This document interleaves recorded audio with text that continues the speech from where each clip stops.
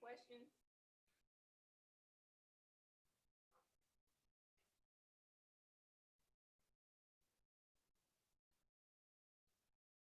All right, we'll start with David Pascal. Brandon, did it just seem like y'all never had the ball today when Texas A&M had it for more than 44 minutes? Yeah, I feel like you got to give credit to Texas A&M. They did a great job, with the time of possession. And, when we got the ball, we tried to execute, but, some things didn't go our way. And what's kind of going through your head right now as you kind of take this all in, being the last time, and just kind of your thoughts? It's all been a surreal moment, playing my last game in Neyland. I kind of think back to, 3 years ago, when I first got here, and just up until this point, it's been a lot of adversity, but it's also been good times, and I always cherish these moments. It's a great group of guys here that we got to play on the team with this year, so I'm happy for it. All right, we'll go to David Ovens, then Blake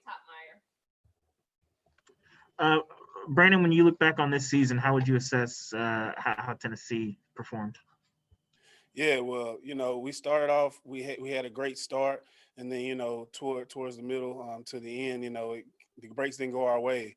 So but the one thing about this team is, like I say, we tried to fight through adversity. Every week we came back, we wanted to fight. Another week and another game. So we did our best, and we glad to actually have a season this year. So that's what I have to say about it. And Brandon, kind of a follow-up to that. What do you think kept this team from having some more success this year? I mean, really, at the end of the day, it's ourselves. Sometimes we weren't able to execute, when we had the chance to. So I feel like that's been the main thing. All right, we'll go to Rick Russo.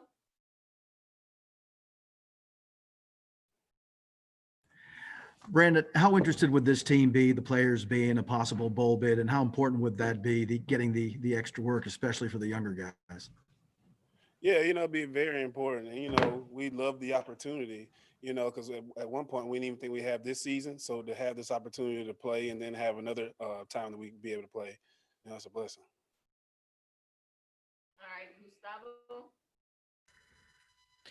Brandon, I don't know if it's going to be your last game at Neyland Stadium for your career, but what went through your mind when you went through the field as the last game, at least for the season at home? Yeah. So you said what went through my mind before I went through the. What went through your mind when you arrived in Neyland Stadium and then we came through the field for the last time this season? Oh yeah, like I said, it's just a surreal feeling, because like I just think back to when I first came here on a recruiting visit and my first day here, just being in Neyland Stadium, and just thinking about the times that I would have here, and then actually getting to live out those times and getting up to this point. I fought through adversity, had good times, had bad times, but I think the team is very important, keeping me together. So I give it all credit all to them. All right, we'll go to David Pascal. Brandon, when did you learn that you weren't going to have Eric Gray today, and how big was his absence? Yeah, well, I didn't even know till the game started, but yeah, he's a great player. But things happen, just like this year with COVID and different things. Things happen, and the next person has to step up. So I think we did a good job trying to do it today. How tough was it trying to get that run game established without him? Yeah, well, some of the things was on us from an offensive line perspective.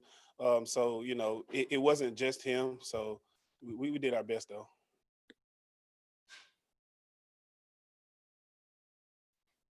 Any other questions for Brandon?